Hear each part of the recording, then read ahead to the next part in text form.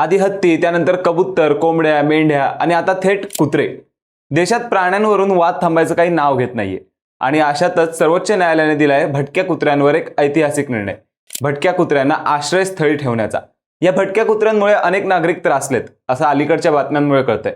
त्यांच्या चाव्यामुळे रेबीज होऊन एक लहान मुलीचा मृत्यू झाला, तेव्हा सर्वोच्च न्यायालयाने यात दखल घेतली. दिल्ली, गुरुग्राम, नोएडा आणि गाझियाबादच्या महानगरपालिकेने सगळे भटके कुत्रे आश्रयस्थानात ठेवावे असा आदेश दिलाय.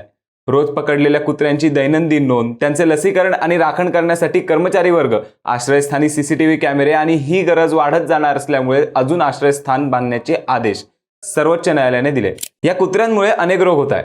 मुंबई, दिल्ली आणि पुण्यासारख्या मोठमोठ्या शहरांमध्ये या कुत्र्यांची संख्या जास्त आहे.